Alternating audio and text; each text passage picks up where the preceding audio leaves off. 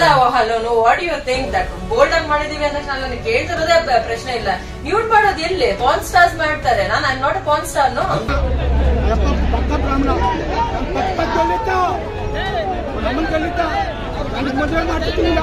అదో పాట వస్తుంది లాస్ట్ లో వచ్చి ఈడు మొత్తం బంగారం సినిమా పేరు చెప్పరు. ఆ తల్లి మహాతల్లిని నాకు కలవాలని ఉంటుంది.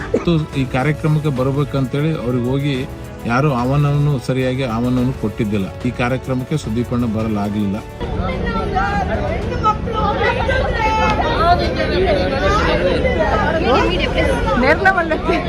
ಇತರೆ ಚಿತ್ರರಂಗಗಳಿಗೆ ಹೋಲಿಸಿದ್ರೆ ಕನ್ನಡ ಚಿತ್ರರಂಗದಲ್ಲಿ ವಿವಾದಗಳು ತುಸು ಕಡಿಮೆನೇ ಇರುತ್ತೆ. ಇಲ್ಲಿನ ಸ್ಟಾರ್ ನಟರು ಫಿಲ್ಮ್ ಚೇಂಬರ್ ಹೆಜ್ಜೆ ಗಟ್ಟಿಯಾಗಿರುವ ಕಾರಣ ನಟ ನಟಿಯರ ನಡುವೆಯೂ ಆತ್ಮೀಯತೆ ಕುಟುಂಬ ಭಾವ ಗಾಢವಾಗಿರುವ ಕಾರಣದಿಂದ ವಿವಾದಗಳಿಗೆ ಆಸ್ಪದ ಕೊಡುವುದು ಕಡಿಮೆ. ಹಾಗಿದ್ರೂ ಸಹ ವರ್ಷಕ್ಕೆ ಕೆಲವು ವಿವಾದಗಳು ಬೇಡ ಅಂತ ಅಂದ್ರೂ ಸುತ್ತಕೊಳ್ಳುತ್ತೆ. ಅಂತಹದ್ದೇ ಈ ವರ್ಷ ಸ್ಯಾಂಡಲ್ವುಡ್ ನಲ್ಲಿ ಹೆಚ್ಚು ಗಮನ ಸೆಳೆದ ವಿವಾದಗಳು ಯಾವುದು ಅಂತ ನೋಡೋದಾದ್ರೆ ಸಾನಿಯಾ ಅಯ್ಯರ್ ಮೇಲಿನ ದೌರ್ಜನ್ಯ. ಬಿಗ್ ಬಾಸ್ ಕನ್ನಡ OTT ಮಾಜಿ ಸ್ಪರ್ಧಿ ಮತ್ತು ನಟಿ ಸಾನಿಯಾ ಅಯ್ಯರ್ ಜನವರಿ ಅಂತ್ಯದಲ್ಲಿ ಪುತ್ತೂರಿನಲ್ಲಿ ನಡೆದ ಕಂಬಳ ಕಾರ್ಯಕ್ರಮಕ್ಕೆ ಅತಿಥಿಯಾಗಿ ಭಾಗಿಯಾಗಿದ್ರು. ವೇದಿಕೆಯಲ್ಲಿ ಸಾನಿಯಾ ಮಾತನಾಡುವಾಗಲೇ ಯುವಕನೊಬ್ಬ ಕುಡಿದು ಅತಿಯಾಗಿ ವರ್ತಿಸಿದ್ದ. ವೇದಿಕೆ ಕಾರ್ಯಕ್ರಮ ಮುಗಿದ ಬಳಿಕ ರೂಮ್ಗೆ ಹೋಗಿ ಗೆಳತಿಯೊಟ್ಟಿಗೆ ಕಂಬಳ ನೋಡಲು ಸಾನಿಯಾ ಮರಳಿ ಬಂದಾಗ ಅದೇ ಯುವಕ ಸಾನಿಯಾ ಅಯ್ಯರ್ ಜೊತೆ ಕೆಟ್ಟದಾಗಿ ವರ್ತಿಸಿದ್ದ. ಸಾನಿಯಾರ ಕೈ ಹಿಡಿದು ಎಳೆದಾಡಿದ್ದ.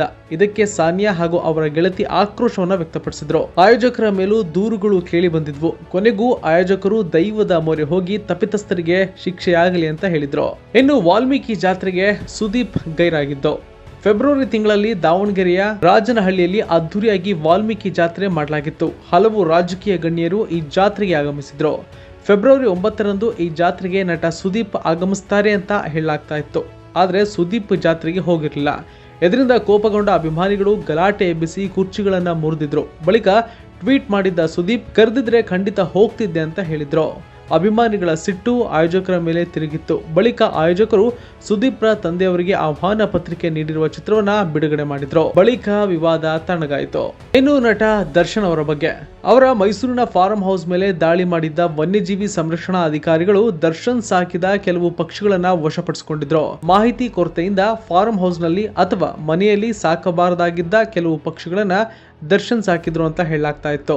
ದರ್ಶನ್ ಅವರು ಯೂಟ್ಯೂಬರ್ ಒಬ್ಬರಿಗೆ ಸಂದರ್ಶನ ನೀಡಿದ ಬಳಿಕ ವನ್ಯಜೀವಿ ಸಂರಕ್ಷಣಾ ಅಧಿಕಾರಿಗಳು ಫಾರ್ಮ್ ಹೌಸ್ಗೆ ಭೇಟಿ ಕೊಟ್ಟಿದ್ರು. ಇನ್ನು ಹೆಮ್ಮೆಯ KGF ಬಗ್ಗೆ ನಿರ್ದೇಶಕರ ಟೀಕೆ. ತೆಲುಗಿನ ನಿರ್ದೇಶಕ ಮಹಾ ವೆಂಕಟೇಶ್ ಕನ್ನಡದ ಬ್ಲಾಕ್ ಬಸ್ಟರ್ ಸಿನಿಮಾ KGF ಬಗ್ಗೆ ಸಂದರ್ಶನವೊಂದರಲ್ಲಿ ನಾಲಿಗೆ ಹರಿಬಿಟ್ಟಿದ್ರು. KGF ಸಿನಿಮಾವನ್ನ ಕೆಟ್ಟ ಪದಗಳನ್ನ ಬಳಸಿ ವಿಮರ್ಶೆ ಮಾಡಿದ್ರು. ಕಂತ್ರಿ ನಾಯಿ ಕತ್ತೆನ ಸಿನಿಮಾ ಮಾಡಿದ್ದಾರೆ ಎಂದಿದ್ರು. ಆತನ ಹೇಳಿಕೆಯನ್ನು ಕೆಲ ತೆಲುಗು ನಟರೇ ಖಂಡಿಸಿದ್ರು. ಇತ್ತೀಚೆಗೆ ಪ್ರವಾಸ ಅಭಿಮಾನಿಗಳ ಸಿಟ್ಟಿಗೆ ಕಾರಣವಾದ ಮಹಾ ವೆಂಕಟೇಶ್ ತಮ್ಮ ಟ್ವಿಟರ್ ಖಾತೆ ಡಿಲೀಟ್ ಮಾಡಿದ್ದಾರೆ. ಇನ್ನು ಉರಿಗೌಡ ನಂಜೇಗೌಡ, ರಾಜಕೀಯ ಹಾಗೂ ಚಿತ್ರರಂಗ ಎರಡರಲ್ಲೂ ವಿವಾದ ಸೃಷ್ಟಿಸಿದ್ದು ಉರಿಗೌಡ ನಂಜೇಗೌಡ. ಟಿಪ್ಪುವನ್ನ ಕೊಂದಿದ್ದು ಉರಿಗೌಡ ನಂಜೇಗೌಡ ಎಂದು ಬಿಜೆಪಿ ಪ್ರಚಾರ ಮಾಡಿತ್ತು. ಇದನ್ನ ಕಾಂಗ್ರೆಸ್ ತೀವ್ರವಾಗಿ ವಿರೋಧಿಸಿತ್ತು. ಈ ವಿವಾದ ಜೋರಾಗಿ ಹೋಗಿ ಆಡ್ತಾ ಇರುವಾಗಲೇ ನಿರ್ಮಾಪಕ ಮುನಿರತ್ನ ಉರಿಗೌಡ ನಂಜೇಗೌಡ ಹೆಸರನ್ನ ರಿಜಿಸ್ಟರ್ ಮಾಡಿಸಿ ಸಿನಿಮಾ ಮಾಡುವುದಾಗಿ ಘೋಷಿಸೇ ಬಿಟ್ರು.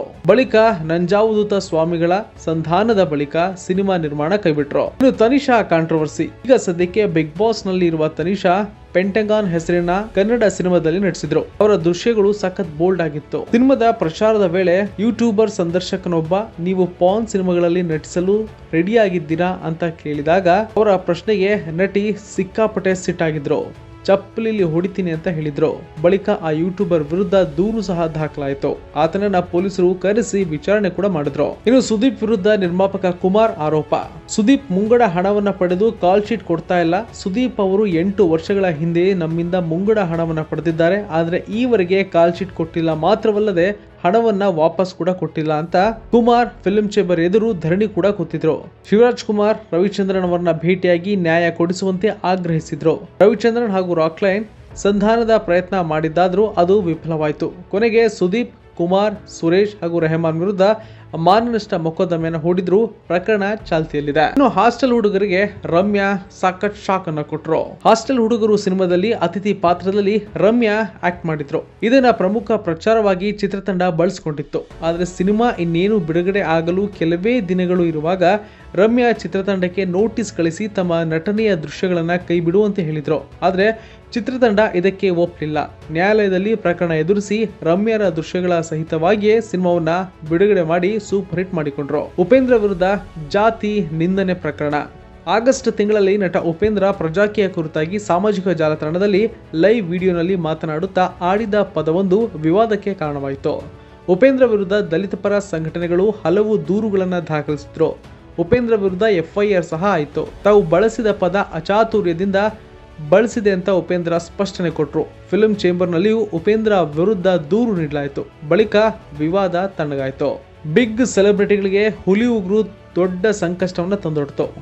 ಬಿಗ್ ಬಾಸ್ನಿಂದ ಆರಂಭವಾದ ಹುಲಿ ಉಗುರು ಸಂಕಷ್ಟ ಸ್ಯಾಂಡಲ್ವುಡ್ಗೆ ವ್ಯಾಪಿಸಿತು.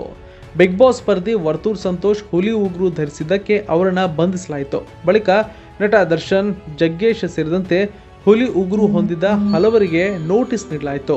ವರ್ತೂರ್ ಸಂತೋಷ್ ಹೊರತುಪಡಿಸಿ ಯಾವುದೇ ಸೆಲೆಬ್ರಿಟಿಗಳನ್ನ ಈ ಪ್ರಕರಣದಲ್ಲಿ ಬಂಧಿಸಲಾಗಲಿಲ್ಲ. ಇನ್ನು ವಿಷ್ಣುವರ್ಧನ್ ಸ್ಮಾರಕ ವಿವಾದ.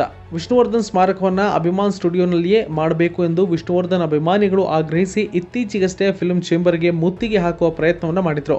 ನಟ ಸುದೀಪ್ ಹಾಗೂ ನಟ ಡಾಲಿ ಧನಂಜಯ್ ಸಹ ವಿಷ್ಣುವರ್ಧನ್ ಅಭಿಮಾನಿಗಳ ಹೋರಾಟಕ್ಕೆ ಬೆಂಬಲ ವ್ಯಕ್ತಪಡಿಸಿದ್ರು. ಇವಿಷ್ಟು 2023ರಲ್ಲಿ ಕನ್ನಡ ಚಿತ್ರರಂಗ ಕಂಡ ಒಂದಷ್ಟು ವಿವಾದಗಳು ಹಾಗೆ ಉಳ್ಕೊಂಡ್ರೆ ಇನ್ನೊಂದಷ್ಟು ವಿವಾದಗಳು ತಣ್ಣಗಾಗಿದೆ.